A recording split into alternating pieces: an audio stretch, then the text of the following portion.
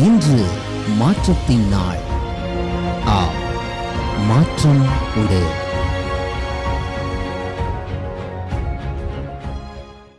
ஆச்சரியமான தேவனுடைய அற்புதமான பரிசுத்த நாமத்திற்கு மகிமை உண்டாவதாக. மாற்றம் உண்டு என்கிற இந்த அனுதின தியானத்தின் மூலமாக உங்களை சந்திக்கிறதுல எனக்கு மிகுந்த சந்தோஷம்.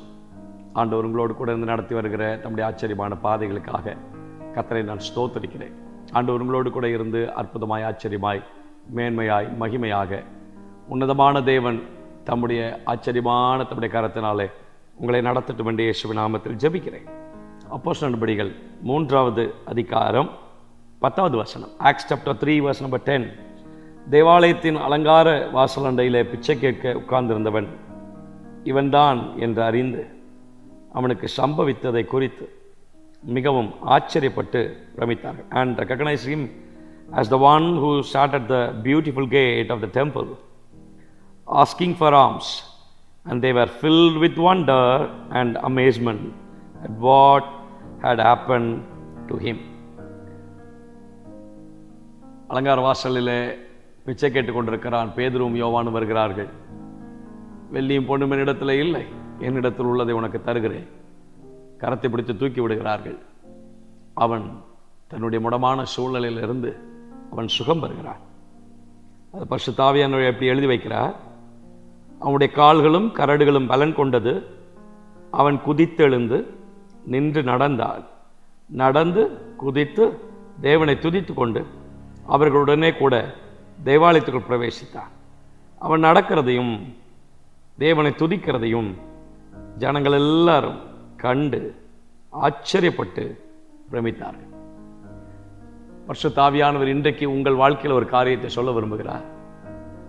திரும்பி பார்க்க வைக்கும் கர்த்தர் ஒருவர் உங்கள் வாழ்க்கையில் இருக்கிறார். தேவன் உங்கள் வாழ்க்கையில செய்யும் காரியத்தை மற்றவர்கள் திரும்பி பார்க்க வைப்பார். மற்றவர்கள் உங்களை திரும்பி பார்க்கக்கூடிய விதத்தில் தேவன் அமேசான காரியத்தை கர்த்தர் செய்வார். இதுவரைக்கும் பார்த்த பார்வை அல்ல, இது எப்படி நடந்தது, இது இவ்வளவு ஆச்சரியமாக இருக்கிறது, இது இவ்வளவு பயங்கரமாக இருக்கிறது என்று மற்றவர்கள் தேவன் நம்முடைய வாழ்க்கையில் செய்கிற காரியத்தை கேள்விப்பட்டோ கண்ணார கண்டோ அவர்கள் தேவனை மகிமைப்படுத்துவதற்கும் தேவனை துதிப்பதற்கும் ஆண்டவருடைய நாமத்தை நம் மூலமாய் பிரஸ்தாபப்படுத்துவதற்கும் உங்களை திரும்பி பார்க்க வைக்கும் தேவன் ஒருவர் இன்றைக்கு உங்களுக்கு கரம் பிடித்து வாக்கு பண்ணுகிறார். உங்கள் வாழ்க்கையில கர்த்தர் செய்யும் செயல்களை மற்றவர்கள் திரும்பி பார்க்க தேவன் வைப்பார். 1 ராஜாக்கள்ல நாம் வாசிக்கிறோம். 4வது அதிகாரத்தில் தேவன் சாலமோனுக்கு மிகுதியான ஞானத்தையும் புத்தியையும் கடற்கரை மணலத்தனையான மனோவிருத்தியையும் கற்றுக் கொடுத்தார். சகல கிழக்கத்தி புத்திரரின் ஞானத்தையும் எகிப்தியரின் சகல ஞானத்தை பார்க்கிலும் சாலமோனின் ஞானம் சிறந்ததாயிருந்தது. சாலமோனின் ஞானத்தை குறித்து கேள்விப்பட்ட பூமியின் சகல ராஜாக்களிடத்திலிருந்து நானா ஜாதியான ஜனங்களும் அவனுடைய ஞானத்தை கேட்கிறதற்கு வந்தார்கள். என்னப்பா இது? இதுவரைக்கும் கண்டிராத, இதுவரைக்கும் அனுபவித்திராத, கேள்விப்பட்டிராத ஒரு பெரிய ஞானமுள்ள ஒரு மனிதன் இருக்கிறானாமே, அவன் செய்கிற காரியங்கள் மனோவிருத்தியாக இருக்கிறதாமே என்று சாலமோனுடைய ஞானத்தை பார்த்து மெச்சிக்கொள்வதற்கு அநேகர் திரும்பி பார்க்கக்கூடிய விதத்தில் கர்த்தர் காரியங்களை செய்தார். நான் சொல்கிறேன், உங்கள் வாழ்க்கையில் தேவன் இன்றைக்கு செய்யும் காரியங்கள் அநேகர் திரும்பி பார்க்கக்கூடிய விதத்தில் இருக்கும். நீங்கள் யோசித்திராத, எண்ணீராத மகத்துவமான, ஆச்சரியமான, மகிமையான காரியங்களை உங்கள் வாழ்க்கையில் நிறைவேற்றி கொடுப்பதற்கு என் ஆண்டவர் அவர் உண்மையில் ஆண்டவர்.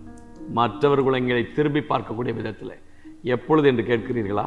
கர்த்தருக்கு மாத்திரம் தெய்வ பயத்தோடு நீங்கள் உண்மையுள்ளவர்களாக இருப்பீர்கள் சொன்னார், இந்த வருஷத்தில் கர்த்தர் அந்த காரியத்தை உங்கள் வாழ்க்கையில் நிறைவேற்றி கொடுப்பார். எது தெரியுமா? நமக்கு அதிகமான தேவை கர்த்தருக்கு பயப்படுகிற பயம், fear of the Lord. கர்த்தருக்கு பயப்படுதலே ஞானத்தின் ஆரம்பம்.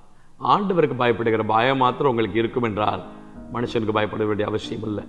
யாருக்கு முன்பதாகவும் போய் கை கட்டி நிற்க வேண்டிய அவசியம் இல்லை. யாருக்கு முன்பதாகவும் நாம் கணக்கு ஒப்புவிக்க வேண்டிய அவசியம் இல்லை. தேவனுக்கு மாத்திரம் பயந்து நடங்கள். கர்த்தருக்கு பயப்படுகிற பயம் உங்கள் வாழ்க்கையில் நிறைவாக இருக்கும் என்று சொன்னார். இன்றைக்கு இந்த வருஷத்தில் கம்மிங் டேஸில் உங்களை திரும்பி பார்க்கக்கூடிய விதத்தில் கர்த்தர் ஆச்சரியமான காரியத்தை, இதுவரைக்கும் எங்கும் சம்பவித்திராத காரியங்களை உங்கள் வாழ்க்கையை செய்வார். தேவனே, அப்படியே உம்முடைய பிள்ளைகளை ஆசீர்வதியும். தேவனே, அப்படியே ஆசீர்வதி, அப்படியே ஆசீர்வதி. ஆண்டவருடைய கரம் உம்முடைய பிள்ளைகள் அப்படியே ஆசீர்வதித்து பலப்படுத்தட்டும். தேவனுடைய நன்மைகள் பிள்ளைகளோடு கூட இருந்து வழி நடத்தட்டும் என்று ஜெபிக்கிறோம். கிருபையுள்ள கரங்களை தாழ்த்தி விட்டு கொடுக்கிறோம். பெரிய காரியங்களை செய்யும் இயேசுவின் நாமத்தில் ஜெபிக்கிறோம் நல்ல பிதாவே, ஆமென்.